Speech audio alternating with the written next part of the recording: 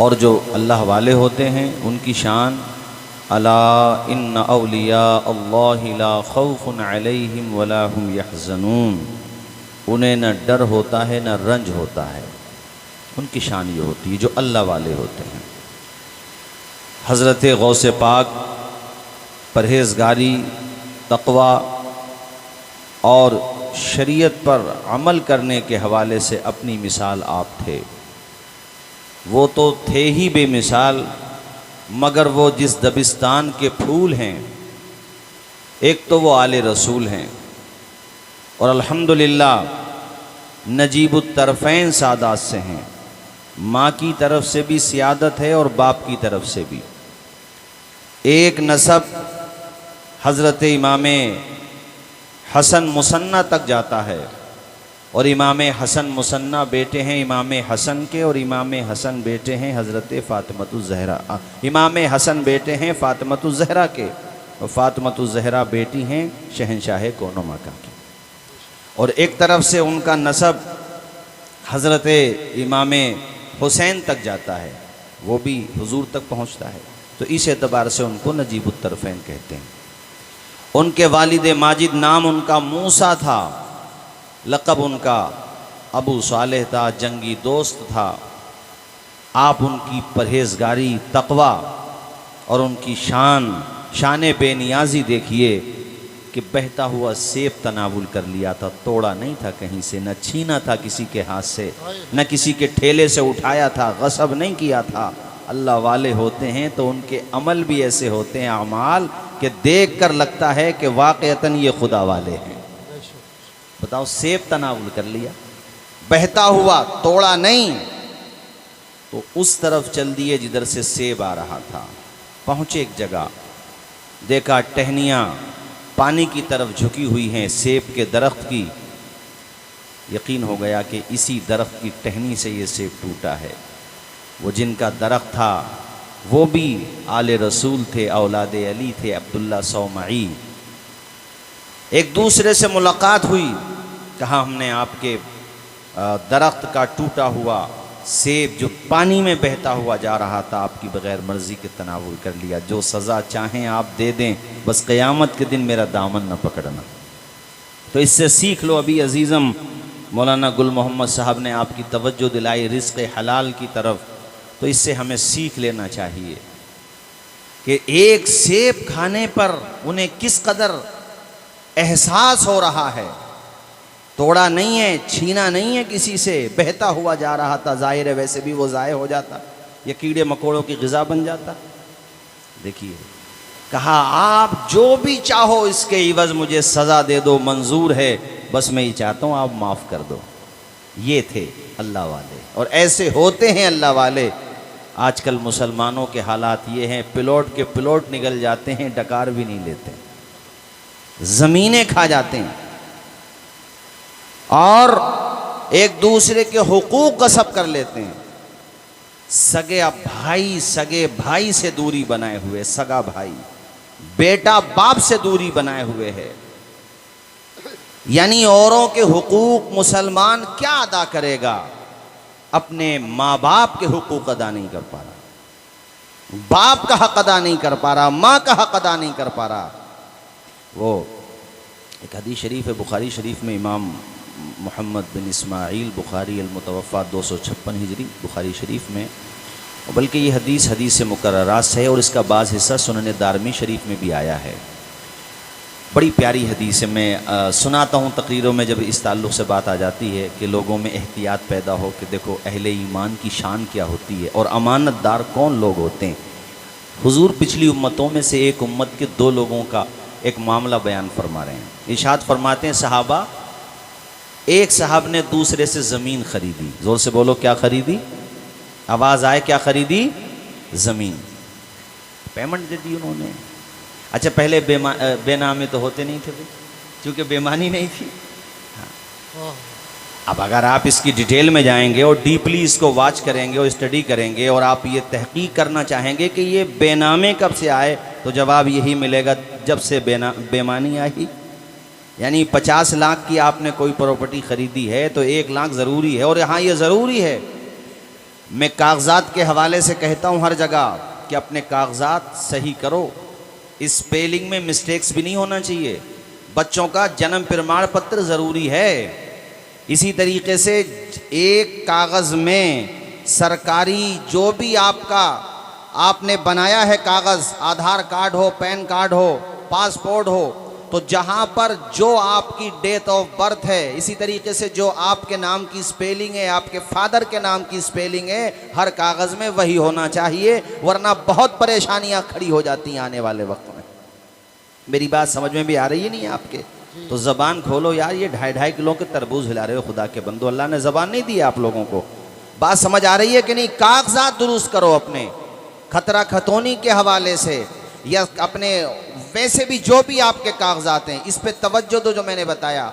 वरना आई लिख दिया, डबल ई लिखना था, डबल ई लिखना था, आई लिख दिया। ओ यू था, आपने डबल ओ कर दिया या सिंगल ओ कर दिया, तो उसमें भी आपके लिए परेशानियां हो जाती हैं। तो ये मैंने तवज्जो दिलाई है, चूंकि ये जलसे आपको जागरूक करने के लिए होते हैं। हमारे जलसों से सिर्फ आपको मस्जिदों, मिंबर और मेहराबों मिंबर तक हिदायत नहीं दी जाती हैं, समाज में भी आप सर फख्र से उठा के बुलंद कर सको, ये हिदायत भी हमारे जलसों से आपको दी जाती हैं।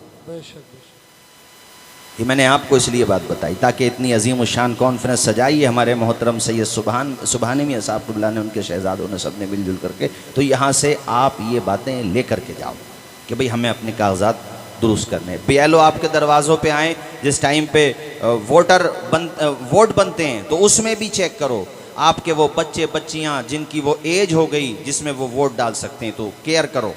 बाद में हम लोग रोते हैं, नहीं, कुछ ना कुछ कमियां हमारी भी होती हैं, ऐसा नहीं है कि हमारी मिस्टेक नहीं है, होती हैं, लापरवाहियाँ होती हैं। खैर, बात यहाँ से निकली कि पहले बेनामे नहीं होते थे, ऐसे कह दिया तो कह दिया। तो जिन्होंने ज़मीन खरीदी थी उन्होंने पैसे दे दिए उन्हें जिनसे खरीदी थी। हुजूर हदीस में इरशाद फरमाते हैं कि जिन्होंने ज़मीन खरीदी उन्होंने जब उस ज़मीन को खोदा, अल्लाह की शान देखिए, उसमें सोने का मटका निकल आया। सोने का, बड़ी आहिस्ता से बोल रहे हो कि मौलाना उनके ही तो निकला, हमारा थोड़ी निकला। अरे अल्लाह करे तुम्हारे यहाँ भी निकल आए। अब बड़ी ज़ोर से बोले, आमीन तो कह दो। मायूस मत होना, खुदा कादिर है, कादिर मुतलक, उसकी शान बहुत बुलंद है। वो चाहे तो बिजली को कड़क, शम्मा को लो देता है, वो तो पत्थर में भी कीड़ों को ग़िज़ा देता है, और देने पे जो आती है करीमी उसकी, एक मांगो तो 100 देता है। सुभान अल्लाह। ये ना सोचना कि कैसे निकलेगा, अरे वो बिल्कुल वही निकलना ज़रूरी थोड़ी है खुदा तुम्हें माला माल कर दे, आपका बेड़ा पार कर दे। वो जब अता करता है, सूखी टहनी को साज देता है, पत्थरों को भी नाज देता है। सूखी टहनी को साज देता है, पत्थरों को भी नाज देता है। उसकी कुदरत के सब करिश्मे हैं, उसकी कुदरत के सब करिश्मे हैं, जिसको चाहे नवाज देता है। वाह वाह, सुभान अल्लाह। अरे हमारे अहमद भाई ऊपर आओ, अल्लाह शाद में आने वाला। हाफिज़ अब्दुल क़य्यूम साहब माशाअल्लाह, अल्लाह शादो आबाद रखे। हमारे कारी नासिर साहब, मेरे साथ झूम करके आप भी पढ़ो। दिल धड़कता है, नब्ज़ चलती है, आबो गिल से सदा निकलती है। दिल धड़कता है, नब्ज़ चलती है, आबो गिल से सदा निकलती है करिश्मा खुदा की कुदरत का, है करिश्मा खुदा की कुदरत का, जिससे कुल कायनात पलती है। वाह वाह वाह। अल्लाह पे भरोसा तो रखो, तवक्कुल करो। ये जो मैंने कहा, अल्लाह चाहे तो सोने का मटका नहीं, अल्लाह चाहे तो तुम्हारे घर को ही सोना बना दे, उसकी कुदरत से कुछ बाहर। ये जो गल्फ के ममालिक हैं, सऊदी अरबिया हो, कतर हो, बहरैन हो, कोया, तो एक ज़माने में यहाँ पे कितनी गरीबी थी, अल्लाह ने चाहा तो काला सोना निकाल दिया। अरे पेट्रोल और डीजल क्या है, काला सोना ही तो है। अल्लाह जिसे चाहे माला माल कर दे, जिसका चाहे बेड़ा पार लगा दे। अल्हम्दुलिल्लाह हम जिस भारत में रहते हैं ये परमाणु शक्ति है, हाँ परमाणु शक्ति है। अल्लाह जिसे चाहे जितनी चाहे अपने करम से ताकत अता फरमा दे, वो कादिर मुतलक है। तो इस पे हैरत में बद पड़ना के मौलाना ने क्या कह दिया, मैंने जो कहा अल्हम्दुलिल्लाह किताबो सुन्नत की रोशनी में कहा। मैंने ये कहा अल्लाह चाहे तो, जोर से बोलो अल्लाह चाहे, हाँ। और अल्लाह से दुआएं करो, वही अता करने वाला है, वही मालिक है, वही खालिक है। उसकी बारगाह में पेशानी झुकाया करो, 5 वक्त नमाज पढ़ा करो, खुदा की बारगाह में आया करो। हम नियाज वाले हैं मगर याद रखो पहले नमाज वाले हैं, हाँ पहले नमाज फिर लगाओ नियाज। ये नहीं कि सिर्फ बिरयानी खाते रहो, नहीं, बिरयानी भी खाओ, नियाज भी खाओ, माशाअल्लाह दूसरों को भी खिलाओ, मगर पहले खुदा की बारगाह में 5 मरतबा सर झुकाओ। और मैं अपनी बेटियों बहनों माओं से भी कहता हूँ, अपने घर के और मर्दों से साफ साफ कह दो कि पहले खुदा के घर में जाना, सर झुकाना, नमाज पढ़ के आना, तब मिलेगा खाना, वरना मुंह भी मत दिखाना। हाँ कह दो, मर्दों से भी कह दो। और ए मर्दों तुम भी अपनी बीवियों से साफ साफ कह दो, खाना बनाना या मत बनाना, खुदा की बारगाह में सर जरूर झुकाना। फिर देखो इंशाअल्लाह हर घर में नमाजी, बच्चे नमाजी, बूढ़े नमाजी, सब बन जाएंगे नमाजी। ए मोमिनो खुदा की इबादत नमाज है, मकबूल बारगाह रिसालत नमाज है। दुनिया में काम आएंगी दुनिया की दौलतें, उक़बा में काम आए वो दौलत नमाज है। सुभान अल्लाह। पाबंदी से नमाज पढ़ा करो, नमाज में लापरवाही मत किया करो, पाबंदी से पढ़ो। उलमा बैठे हमारे यहाँ पर माशाल्लाह, ये जिनको आप देख रहे हो ना माशाल्लाह, काफ़ी बड़ा अमामा है, इन्हें मैंने गोद में खिलाया माशाल्लाह। इनके वालिद साहब मौलाना असलम साहब, ऐसे लोग इस ज़माने में बहुत कम होते हैं, बड़े सिंपल से मौलाना। और फ़ारसी ज़बान उनकी मौलाना अबरार साहब, मैंने वो गुलिस्तां पढ़ी है उनके पास, और नहव मीर भी पढ़ी है, बड़ी सादा सिंपल सी शख्सियत। और वैसे एक बात बताऊं, मैं देसी घी को पैकिंग की ज़रूरत नहीं पड़ती है। आप इनके वालिद साहब को देखोगे तो आपको खुद अंदाज़ा हो जाएगा। अल्हम्दुलिल्लाह इतने मुत्तकी परहेजगार आपको लगेंगे नहीं, बड़ी सीधा सिंपल शख्स। और फ़ारसी ज़बान इतनी ज़बरदस्त, उनके पास मैंने अल्हम्दुलिल्लाह 1 साल जब मैं ऊला में था तब मैंने तालीम हासिल की थी। उनको अल्लाह पाक लंबी उम्र अता फरमाए, उनका साया दराज फरमाए। हज़रात तवज्जो है आपकी। तो हमारे उलमा यहाँ पे तशरीफ़ फरमा, पूछिए इनसे, किताबों में जो फ़िक़ह की किताबें हैं, खड़े हो के नमाज का बयान, बीमार की नमाज का बयान, मुसाफिर है तो उसकी नमाज कैसे होगी, जंग में है तो उसकी नमाज कैसे होगी। यानी नमाज माफ़ नहीं हो रही है, पढ़ने वाले की कंडीशन बदली जा रही है। बीमार है तो ऐसे पढ़, अच्छा पानी नहीं है तो माफ़ हो जाना चाहिए, वुज़ू नहीं होगा तो नहीं, बाबू तयम्मुम है, फिर फुक़हा ने लिखा है। और फिर कितने किस्म की मिट्टियों से वुज़ू होगा वो भी उलमा ने बयान किया, कितने पानियों से वुज़ू होगा वो भी उलमा ने बयान किया। मगर हयात नगर के लोगों, फ़िक़ह की किताबें खंगाल के देखो, जितने पानियों से वुज़ू होता है, 7 पानी, 8 पानी, 10 पानी, 12 पानी, 12 किस्म के पानी, जैसे बारिश का पानी, और ये जो ओला पड़ते हैं, ओले बरसते हैं, इसका पानी, बहते हुए दरिया का पानी, या जनाबे वाला चश्मे का पानी, और जो औस पड़ती है अगर वो जमा हो जाए पाक साफ है और उसको तुम चूस लो सही तरीके से, यानी उसको निचोड़ लो तो उसका पानी, जितने भी पाकीज़ा पानी है, झरनों का पानी, ये आप किस्में शुमार करते चले जाओ, 12-13, बस इतनी किस्में शुमार मिलती हैं किताबों में। लेकिन मेरे आला हजरत ने जब उन पानियों की किस्में बयान करना शुरू की हैं, जिन पानियों से वुजू होता है, तो कलम उस वक्त रुकता है जब आप 149 या 150 किस्मों को बयान कर चुके हो। नारे तकबीर, नारे रिसालत। जुबैर भाई आला हजरत को लोग बिला वजह थोड़ी मान रहे हैं। 149 या 50 कमोबेश बता रहा हूं मैं, जिन पानियों से वुजू होता है, जिनसे नहीं होता है, दोनों को लगाओ तो 300 के पास किस्में पहुंच जाती हैं कमों पे, बल्कि 300 के पार।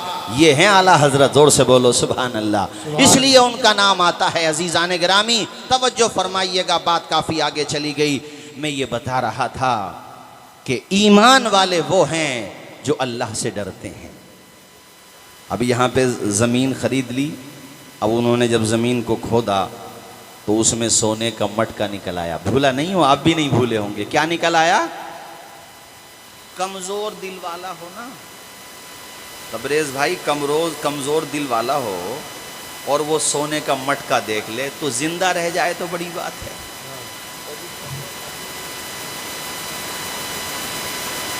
जिंदा रह जाए भाई। खुशी भी जब इंसान के कंट्रोल से बाहर होती है ना तो अटैक आ जाता है। सोने का मटका और अमानतदारी देखो। अब आप ये पूछेंगे ना हजरत इसमें क्या बात हो गई, निकल आया। सुनो, असल बात तो ये है जो अब बता रहा हूं मैं आपको। वो सोने का मटका लेकर के उसके घर पे पहुंच गए जिससे जमीन खरीदी थी। सुभान अल्लाह नहीं बोलोगे यार? आजकल हो सकता है ऐसा? नहीं हो तो सकता है मगर आम हालात में नहीं। सगे भाई को नहीं बताएगा भैया इसमें मटके में क्या है, खेत की तरफ से ला रहा। राब बता देगा, राब उसमें गुड़ बता देगा, चीनी बता देगा, कुछ भी बताएगा मगर सोना नहीं बताएगा। मगर यहाँ गैर के पास पहुंच गया जिससे ज़मीन खरीदी थी। उसके बारे में हुजूर फरमाते हैं उससे जाकर के कहा मैंने आपसे ज़मीन खरीदी है, सोना नहीं खरीदा। भाई सोना आपका है। उन्होंने सोचा कि इन्होंने दफना दिया होगा या इनके अब्बा ने भूल गए होंगे, यही सोचा होगा। उन्होंने कहा भाई आप अपना सोना लो, हमने आपसे ज़मीन खरीदी थी, सोना थोड़ी खरीदा था। अब मुझे बताओ उसकी जगह आजकल के लोग होते तो कहते परसों ही तो दबाया था, कल ज़मीन बेची है, परसों दबाया था या एक हफ्ता पहले दबाया था। लेकिन देखिए सुभान अल्लाह, इन्होंने कहा भाई हमें ज़मीन चाहिए। तो पता उसने सामने वाले ने क्या रिप्लाई दिया? उसने जवाब दिया जब मैंने ज़मीन बेच दी ना तो तू मेरी नीयत ख़राब ना कर, जो निकला है वो भी तेरा है, तुझे मुबारक हो गई, मुझे नहीं चाहिए। जो निकला है वो भी, ऊंचा बोलो ज़रा, जो निकला है वो भी हाँ आप ले लो, मुझे नहीं चाहिए। दोनों में इसी बात को लेकर इख्तलाफ हो गया। अब यहाँ एक चीज़ बताऊँ मैं आपको, पहले इख्तलाफ होता था ना तो फैसला उलमा से कराते थे, अइम्मा से कराते थे। अपने वहाँ कब फैसला होता, उलमा के पास कब जाता? जब घर बिगड़ चुका होता। पहले जाओ तो कोई हल निकालेंगे ना वो।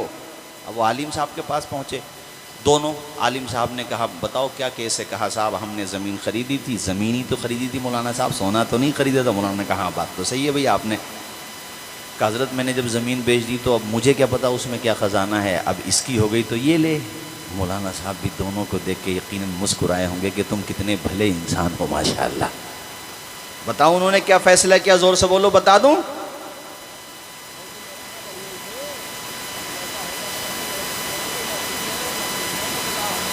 झगड़ा करने की क्या ज़रूरत है? मगर हम क्या करते ये भी तो पूछो।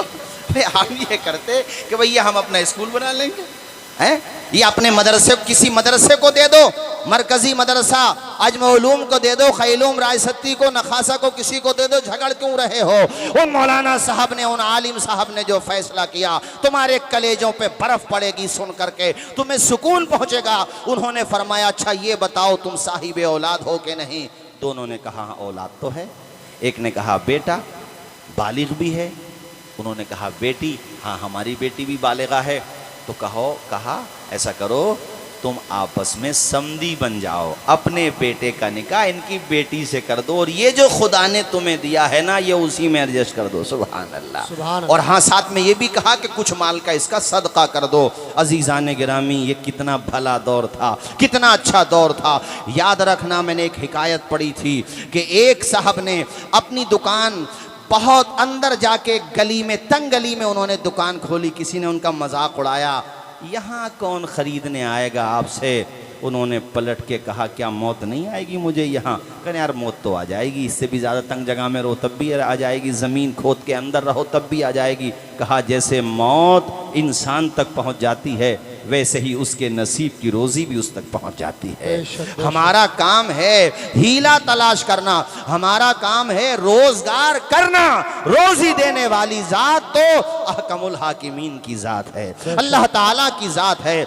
ए जवानों जो अहमदाबाद की सरजमीन पे काम करते हो, दिल्ली में काम करते हो, अलग अलग सूबों में, शहरों में काम करते हो, मैं आपको भी सलाम करूँगा कि मेहनत कर रहे हो, अपना पसीना खून, अपना खून पसीना बना करके बहा रहे हो ताकि तुम्हारा घर चैन और सुकून की सांस ले सके, तुम्हारे घर में खुशहाली के दीप जल सके। बड़ी अच्छी बात है। खाली रहने से कोई फायदा नहीं है।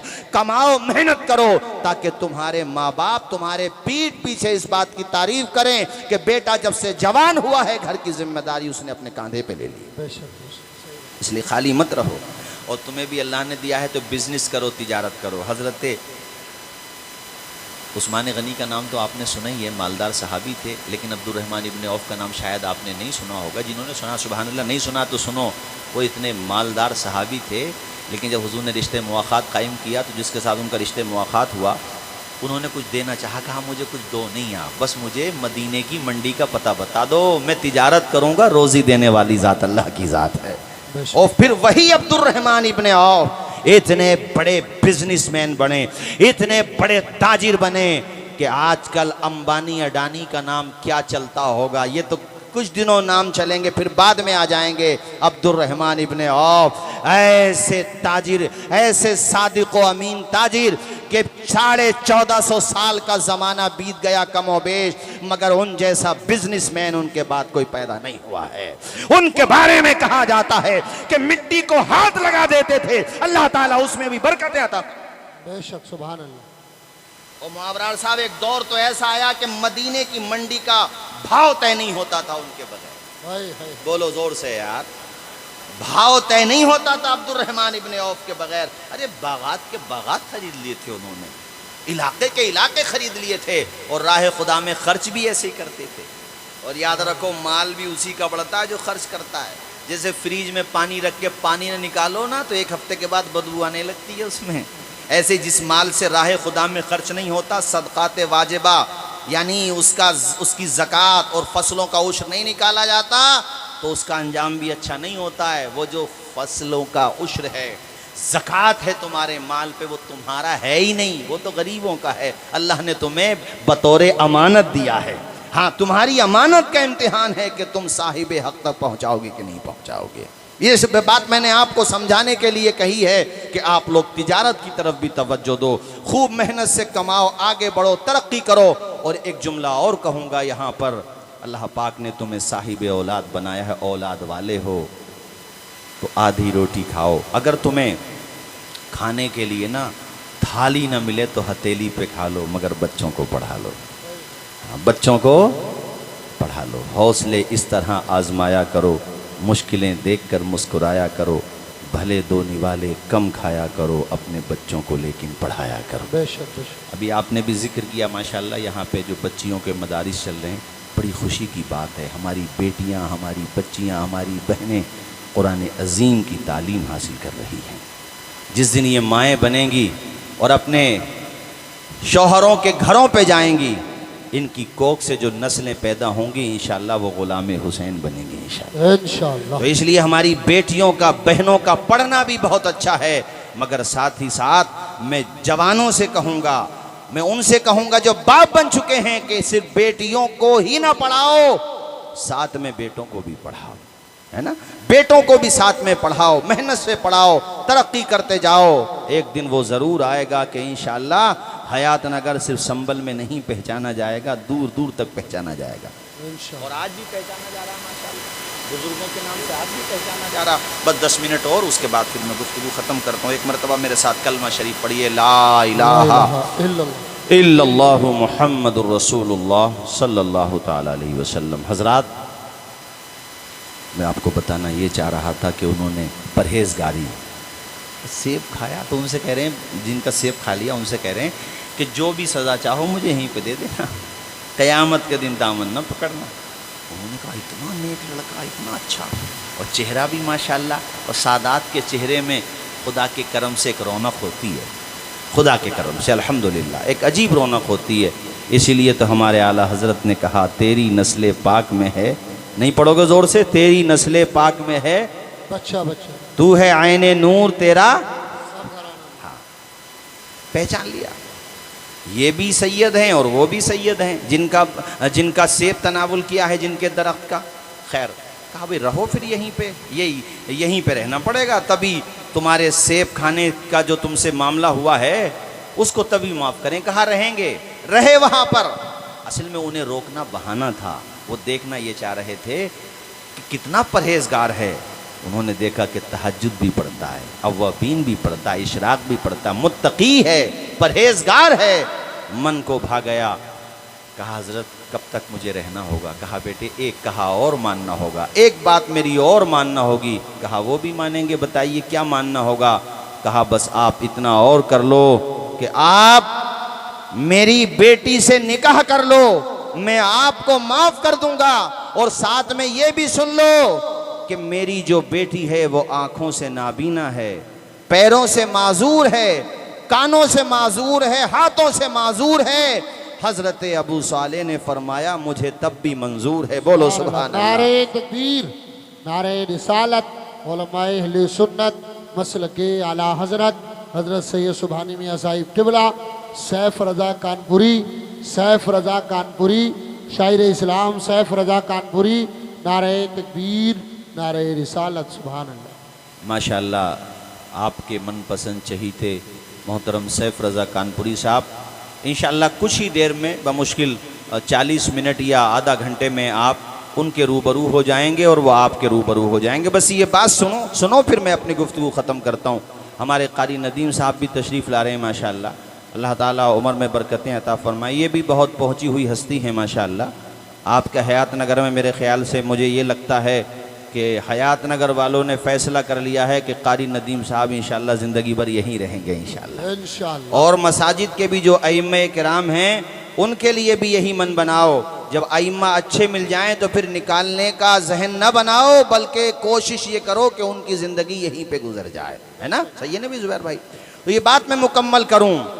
निकाह हो गया, क्या बताया था उन्होंने कि मेरी बेटी आंखों से नाबीना है, पैरों से माजूर है, चल नहीं सकती, हाथों से भी माजूर है। अब उन्होंने जब अपनी दुल्हन को देखा, और यहाँ सोचो, ये बात सोचने की नहीं है कि कितना बड़ा फैसला उन्होंने सेकंडों में ले ली।